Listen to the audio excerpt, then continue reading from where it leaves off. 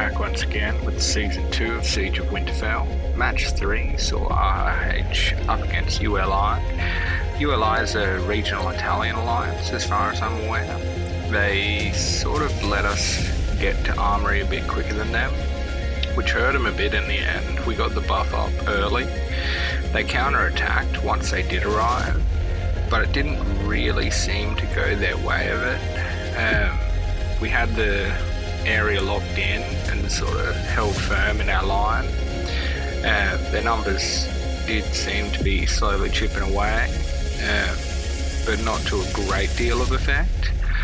So I'm not sure exactly how this all went down. We lost our first matchup in 1 second, so they should have a relatively similar track record, and maybe the numbers had a bit to do with that. They fielded 83 today, which does make it tricky. We maintained control of the area and they did start dropping off, but it was really, I think, down to stats more than anything. I mean, we had numbers on that side since we stacked, and we did get that buff off early, which really does help with that. I was having a couple of issues early on in the game. Now, it happens from time to time, whether or not it's my internet or server issues. Generally speaking, a quick refresh and I'm back in the game ready to go. Occasionally it sorts itself out, but usually I just pick a good spot and give it a quick refresh. So we pushed through from the armory to the southwest outpost and then on to the southeast.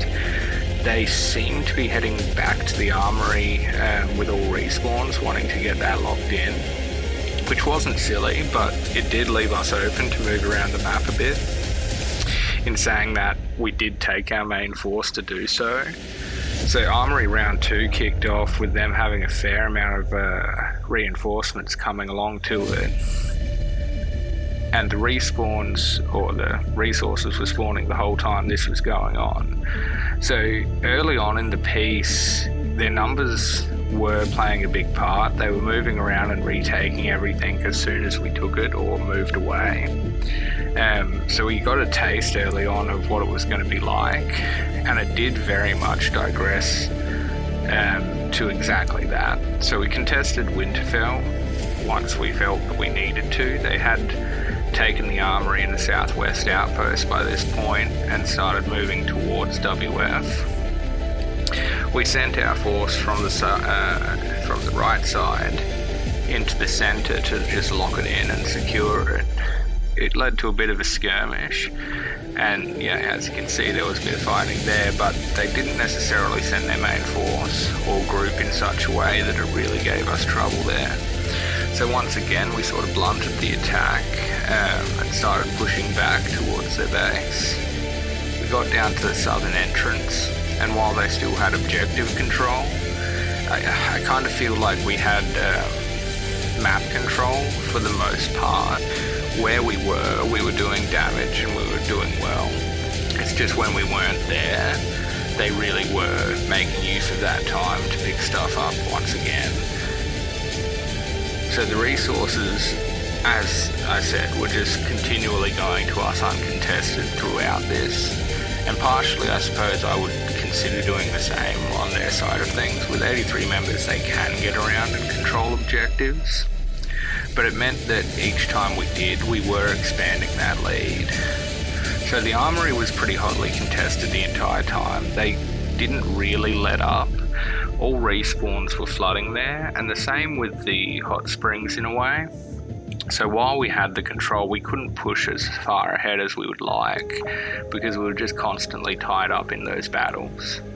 I was planning to head over there once taking the outpost, but it seemed like they were getting things under control, and because we had such a high objective turnover, I moved back again to the southeast outpost.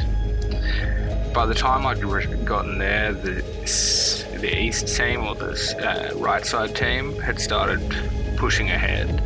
But as said, the respawns and the reinforcements just kept flooding out of the gates. So I was just doing abs on any resource or any objective that I could. While I was doing so though, ULI did secure the armory pretty decisively and pushed forward on the left side. So when I did respawn and retook some objectives, I then moved to that side to counter-attack and retake the armory. As you can see here, they nearly got to a point where they would have a bit of free roam on our side of the map. Luckily we got enough people there to sort of block the advance, but we did have to engage and clear a few out before we could move back towards the armory. Once we did so though, they had amassed a fair force, so it was time for armory round 3, I believe, by this stage, about halfway through. So, you know, it really shows that effectively the whole time they were there ready to go for the armory. They weren't letting up on it, and it was probably wise on their part. It seems like they did need the stat boost. Whether or not some of those 83, or the reason that those numbers are so high, is because there may have been a reasonable amount of ults in amongst the mix, which isn't a bad thing. You know, if you've got 83 members in, you can, as said early on, just really focus on getting around the map and dealing with those objectives as much as possible. The more you have, the more points you're putting on the board, and it hopefully will keep you in touch. But that still means, you know, while they are doing that, you need your main forces where the battle is and where the points are. And once again, you know, you can see on the map there, we get another resource shortly, which just keeps bouncing those points up and up.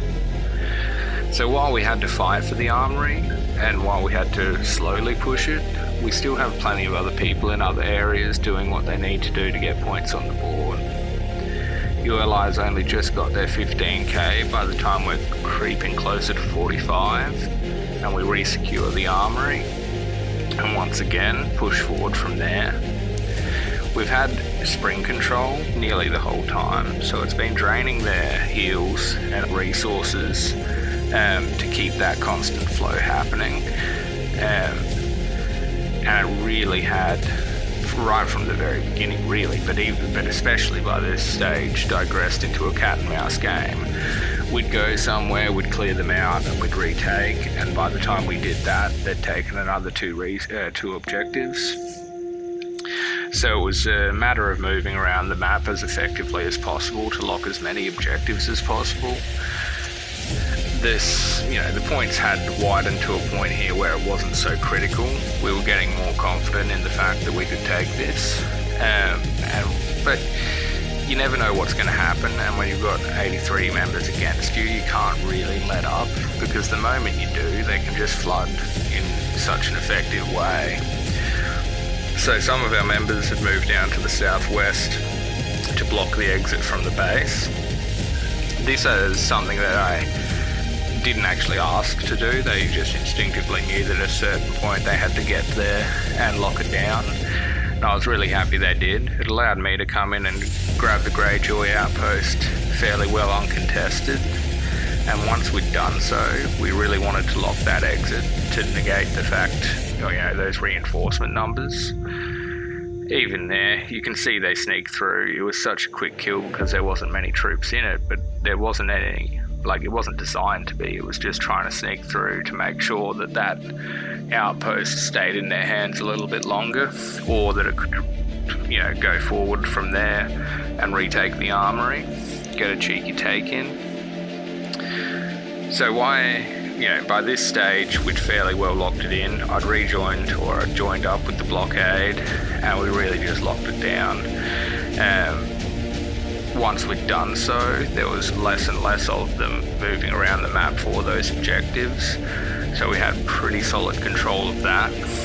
The right side team had moved pretty well forward. They weren't quite to the base, but may as well have been. So by this stage it was pretty well over, 83k to 20. Well done to ULI for putting in a good effort, and hope you enjoyed the match. Catch you next time.